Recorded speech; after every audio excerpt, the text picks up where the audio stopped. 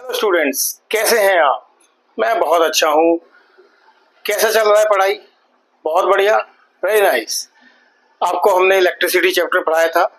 अपनी पुरानी वीडियो आप मेरी देखिएगा, जो मैंने चैप्टर नंबर 3 कवर कराया था। आज हम पढ़ेंगे इलेक्ट्रोस्टैटिक्स के बारे में। इलेक्ट्रोस्टैटिक्स आपका फर्स्ट यूनिट है 12th की फिजिक्स का, जिसके अंदर 2 चैप्टर आते हैं आपके। पहला चैप्टर है आपका इलेक्ट्रोस्टैटिक चार्ज एंड फील्ड, जिसमें हम इलेक्ट्रिक फील्ड के बारे में पढ़ेंगे, कूलम्स लॉ के बारे में पढ़ेंगे, चार्ज के बारे में पढ़ेंगे, क्या होता है चार्ज, जो कि बेसिक आपने 10th क्लास में भी पढ़ा है। और दूसरा चैप्टर जो आता है आपका, वो आता है इलेक्ट्रोस्टैटिक पोटेंशियल एंड कैपेसिटेंस।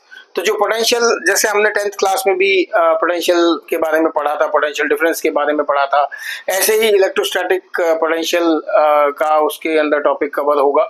और कैपेसिटेंस, हम कैसे, कैपेसिटेंस क्या होता है, क्या उसकी प्रॉपर्टीज होती हैं, कैसे हम उसको डेली लाइफ में इस्तेमाल करते हैं, वो सब हम इन 2 यूनिट्स में पढ़ेंगे।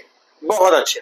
तो अच्छा स्टूडेंट्स, ये बताएं, आपने जैसे 10th में पढ़ा था, घर में भी देखा है, छोटे छोटे एक्सपेरिमेंट करे होंगे, कभी रियलाइज किया है, जैसे आप किसी मेटालिक सरफेस पे, आप फॉर एग्जांपल घर में कार है या स्कूटर है, मेटालिक सरफेस है, आप जैसे उसको हल्का सा टच करते हैं, for example this is metallic surface, आपने हल्का सा उसको टच किया तो क्या होता है? एक शॉक लगता है, हल्का सा शॉक लगता है, होता है कभी कभी, कभी कभी होता है। That shock is basically discharge of the electric charge. मतलब हमारी बॉडी जो है वो इंसुलेटेड बॉडी है, बिकॉज हमने मान लो कोई 2 इंसुलेटर्स हैं, उनको रब किया या उनके बीच में फ्रिक्शन किया, तो उससे क्या हुआ, उनमें चार्ज पैदा हो जाता है। तो हमारी बॉडी में भी जैसे क्या है, हल्का सा चार्ज ऑटोमेटिकली रहता है। जैसे ही मैं किसी मेटालिक सरफेस पे, क्योंकि मेरी बॉडी में ऑलरेडी वो चार्ज इकट्ठा हो रखा है, जैसे किसी मेटालिक सरफेस पे मैं टच करूंगा, वहां पे जैसे टच होगा वो डिस्चार्ज कर देगा उस चार्ज को और मुझे शॉक लगेगा। ये थंडरिंग सुना है, जैसे जो बिजली कड़कती है? बिजली जब कड़कती है आसमान में, जब बारिश होने से पहले, that is also an example of electrostatic charge. वो भी एक discharge of the electric charge है, जो इकट्ठा होता है और एकदम से वो निकल के बाहर आता है। आपने बहुत एग्जाम्पल पढ़े होंगे, जैसे पहले हम छोटी छोटी क्लासेस में होते थे, स्केल लेते थे, ठीक है, उसको ड्राई हेयर में रब करते थे। Scale is water insulator, plastic है, उसको ड्राई हेयर में हमने रब किया। जो भी मेरे बाल हैं, जैसे मैंने ऑयल नहीं लगाया तो मैं ड्राई हेयर में उसको रब करूंगा तो वो क्या हो जाएगी, स्केल क्या हो जाएगा, चार्ज हो जाएगा। और जो भी डस्ट पार्टिकल आसपास है, छोटे छोटे माइन्यूट पार्टिकल्स उसके आसपास हैं, जैसे आप ये स्केल है, इसको आपने रब किया तो जो इसका पार्ट जो रब हुआ है, वो मान लो मेरे हाथ पे डस्ट पार्टिकल है या कहीं किसी सरफेस पे डस्ट पार्टिकल रखा है, मैं जैसे ही उसके पास ले जाऊंगा दैट विल अट्रैक्ट। तो वो क्या है, ये चार्ज हो गया है और वो चार्ज की वजह से जो ये डस्ट पार्टिकल है उसको वो अट्रैक्ट करेगा। ठीक है। दूसरा, हमने वो एग्जांपल पढ़ा था, आपको याद होगा, ग्लास रॉड और एम्बर के साथ हम उसको रब करते हैं तो वो चार्ज हो जाती है, ग्लास रॉड पढ़ा था एग्जांपल। तो वो हम बार बार क्यों हम एक चीज को पूछ रहे हैं, चार्ज, बिकॉज बार बार एक वर्ड आ रहा है charge, electrostatic charge and field. तो चार्ज एक, जैसे हम बात करते हैं इलेक्ट्रोस्टैटिक नाउ, तो अब हम इस शब्द को पहले डिफाइन कर लेते हैं। ये वो ब्रांच ऑफ फिजिक्स है जो चार्जेस एट रेस्ट के बारे में बात करती है। इलेक्ट्रोस्टैटिक, इलेक्ट्रो प्लस स्टैटिक, इसका मतलब होता है चार्जेस एट रेस्ट। अब आप कहोगे भाई चार्ज तो रेस्ट पे है, ये कैसे मेरा फंक्शन करेगा? यही हमें देखना है कि वो चार्ज किस हिसाब से अपनी एक फील्ड क्रिएट करता है, कैसे मेरे दूसरे चार्ज को अपनी तरफ अट्रैक्ट या रिपेल करता है। 2 तरह के चार्ज होते हैं, पता है आपको, एक पॉजिटिव चार्ज होता है और एक नेगेटिव चार्ज होता है? हमने एक वो एक्सपेरिमेंट पढ़ा है जो इंडक्शन का एक्सपेरिमेंट होता है, charge by induction. Charge by induction में क्या होता है, मान लो एक मेटालिक रॉड है, मान लो एक मेटालिक सरफेस है, वो अनचार्ज्ड है। क्या है वो? अनचार्ज्ड, उसमें चार्ज नहीं है। और मैंने एक रॉड, मान लो यही रॉड है, ये इलेक्ट्रिक चार्ज रॉड है, इलेक्ट्रिकली चार्ज रॉड है, मैं इसके पास ऐसे ले आया, कैसे भी रख दिया मैंने, ठीक है। तो due to induction, induction means what? Induction का जो मीनिंग होता है, इंडक्शन का मतलब होता है टू इंट्रोड्यूस, टू इंट्रोड्यूस करना चार्ज को या किसी भी चीज को इंट्रोड्यूस करना, उसको इंडक्शन बोलते हैं। सपोज मैं यहाँ पे एक मेटेलिक रॉड ले आया, उसमें पॉजिटिव चार्ज है, ठीक है, उसमें वो पॉजिटिवली चार्ज है, वो मेटेलिक रॉड, ये है, मान लो मेटेलिक रॉड है। इसको जब मैं इस मेटेलिक रॉड को जब मैं बात करूंगा, मेटेलिक सरफेस वाली रॉड को मैं बात करूंगा, तो जो ये अनचार्ज्ड बॉडी है मेरी, जो क्योंकि ये पॉजिटिवली चार्ज है, इस अनचार्ज्ड बॉडी के अंदर मेरे क्या है, इलेक्ट्रॉन्स हैं। क्या है, इलेक्ट्रॉन्स हैं, क्योंकि चार्ज वो है ना, मेटेलिक सरफेस है ना, तो उसके अंदर फ्री इलेक्ट्रॉन्स है। तो क्या होगा कि जो नेगेटिवली चार्ज है वो मेरे सारे इस सरफेस की तरफ आ जाएंगे यहाँ पे, और पॉजिटिव वाले मेरे ऐसे बच जाएंगे, क्योंकि यहाँ पॉजिटिव चार्ज है, यहाँ नेगेटिव चार्ज है। तो बिकॉज ऑफ दिस मेरा यहाँ पे नेगेटिव चार्ज इंड्यूस हो जाएगा। क्या हो जाएगा, इंड्यूस हो जाएगा मेरा नेगेटिव चार्ज, ठीक है, मेरा नेगेटिव चार्ज इंड्यूस हो गया। मान लो मैं इसको अर्थ पे कर देता हूँ, अर्थिंग दे दी मैंने इसको, ठीक है, अर्थिंग देने के बाद क्या होगा, ये सारा चार्ज जो है ये मेरा सब जीरो हो जाएगा, बस यहाँ नेगेटिव चार्ज बचेगा, ये पॉजिटिव चार्ज मेरा सारा नीचे आ जाएगा, यहाँ पे इस सरफेस पे आ जाएगा, ठीक है, अर्थ में चला जाएगा सारा चार्ज, ठीक, बहुत अच्छे। नाउ और अगर मान लो मैं अभी ये सब करने के बाद ये हटा देता हूं, चार्ज बॉडी हटा दी मैंने, तो क्या होगा, ये थोड़ी देर बाद मैं देखूंगा इस सरफेस में मेरे नेगेटिव चार्ज ऐसे स्प्रेड होके दिख जाएंगे। तो वो इंडक्शन कर दिया, वो चार्ज हो गई, वो अनचार्ज थी, वो चार्ज हो गई मेरी बॉडी, ठीक है। अच्छा, आपने कंडक्टर, इंसुलेटर और डाइलेक्ट्रिक्स के बारे में पढ़ा है। कंडक्टर्स क्या होते हैं, the material which allow the current to flow, the material which allow the current to flow। Inductor क्या होता है, जो उस करंट को फ्लो ना करे, है ना, ठीक है ना। तो कंडक्टर्स क्या होते हैं, कंडक्टर जो कंडक्ट करें इलेक्ट्रिसिटी को, इंसुलेटर जो इलेक्ट्रिसिटी को कंडक्ट ना करे। सिमिलरली क्या होता है, थर्ड पॉइंट क्या है, डाइलेक्ट्रिक्स, जो हम अभी पढ़ेंगे डाइलेक्ट्रिक्स के बारे में। Dielectrics are insulators. अब आप कहोगे भाई अभी तो आप कह रहे थे इंसुलेटर तो करंट कंडक्ट नहीं करते, बट आप डाइलेक्ट्रिक कह रहे हो इंसुलेटर है, तो फिर इंसुलेटर और डाइलेक्ट्रिक में फर्क क्या हुआ।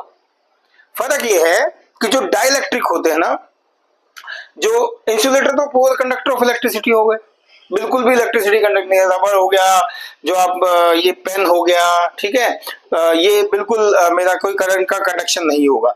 जो डाइलेक्ट्रिक्स होते हैं, इंसुलेटर को डाइलेक्ट्रिक भी कहते हैं, इंसुलेटर्स को डाइलेक्ट्रिक भी कहते हैं, क्योंकि डाइलेक्ट्रिक जो है वो कभी भी इलेक्ट्रिसिटी कंडक्ट नहीं करेंगे, बट क्या करेंगे, वो कोई एक्सटर्नल इलेक्ट्रिक फील्ड अगर मान लो आ जाती है, कोई एक्सटर्नल इलेक्ट्रिक फील्ड मान लो अप्लाई हो गई, कोई एक्सटर्नल इलेक्ट्रिक फील्ड मान लो अप्लाई हो जाती है, तो वो इसके सरफेस में, जो भी इंसुलेटर या डाइलेक्ट्रिक जिसको बोलते हैं, उसके सरफेस पे मान लो इलेक्ट्रिक फील्ड है, उसके सरफेस पे चार्ज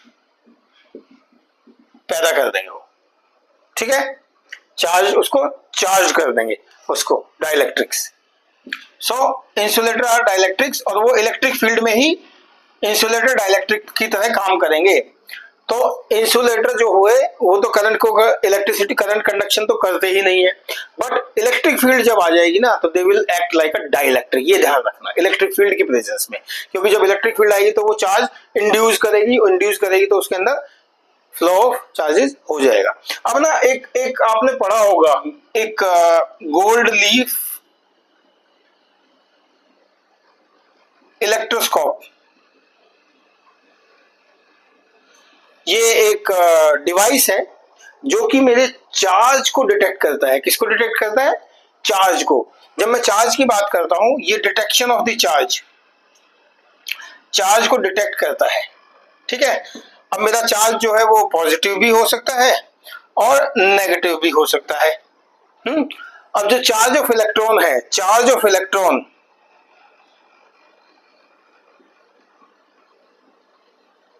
उसको ई से डिनोट करता हूं मैं, ठीक है।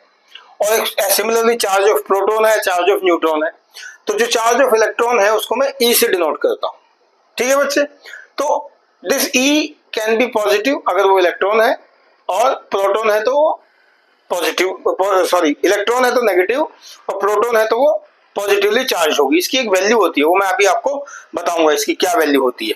ठीक है बच्चों, now let us move ahead. अब मैं आपको एक बहुत ही इंटरेस्टिंग फैक्ट बताता हूं, quantization of the charge. Quantization of the charge, quantization जैसा कि मैं नाम बोल रहा हूं, सम क्वांटिटी इज देयर, मतलब चार्ज का क्वांटाइजेशन जब मैं बात करता हूं, क्वांटाइजेशन ऑफ चार्ज, इसका मतलब है charge has some discrete value, charge has some discrete value. Charge की मतलब ये एक प्रॉपर्टी है जिसकी वजह से चार्ज जो है वो एक इंटीग्रल मल्टीपल होता है किसी नंबर का। तो it is a discrete charge has discrete value. ठीक है,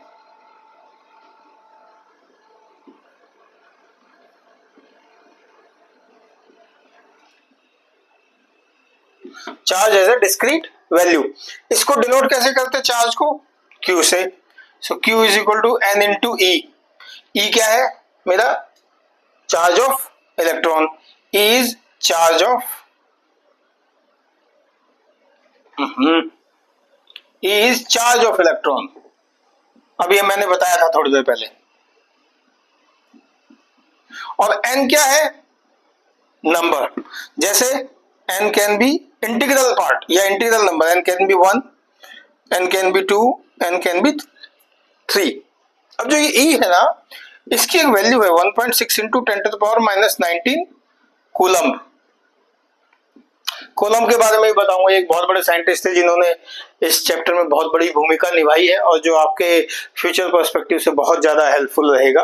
तो मान लो Q is equal to NE, अगर N 1 है तो ये हो गया 1.6 इंटू 10⁻⁻19। ठीक है, Q कैन भी प्लस माइनस 1 हो सकता है तो प्लस माइनस हो गया। ठीक है, Q कैन भी प्लस माइनस 2 है, अगर मान लो ये प्लस माइनस है तो ये हो गया 3.2 प्लस माइनस इंटू 10⁻⁻19 कूलम। तो ऐसे इसकी एक डिस्क्रीट वैल्यू है। इसकी क्या है? एक डिस्क्रीट और एक फिक्स वैल्यू बना देता है जब ये किसी इंटीग्रल पार्ट में कैलकुलेट करते हैं हम इसकी वैल्यू। ये ध्यान रखिएगा, Q is equal to NE। ये बिल्कुल आपके एक दो छोटे छोटे न्यूमेरिकल्स आ जाते हैं या इनका कहीं ना कहीं नंबर कैलकुलेट हो जाता है कि कैसे ये वैल्यू निकाली है। नाउ अब हम बात करते हैं conservation of charge. It is a property by virtue of which total charge is remain constant. Total charge remain constant, वो मेरी कंजर्वेशन ऑफ चार्ज है। ठीक है बच्चों, देखिए अभी तक जो पढ़ाया है ना वो बहुत ही बेसिक है। It's a introduction of the charge. आपने सारा पढ़ा है, पॉजिटिव चार्ज, नेगेटिव चार्ज, बस एक डिस्क्रीट वैल्यू है इसकी Q is equal to NE के बारे में। ठीक है, अब हम जो नेक्स्ट टॉपिक पढ़ेंगे वो कूलम्स लॉ पढ़ेंगे। उसके लिए आप बने रहिए मेरी नेक्स्ट वीडियो के लिए। इस वीडियो को आप सब्सक्राइब करें, लाइक करें, शेयर करें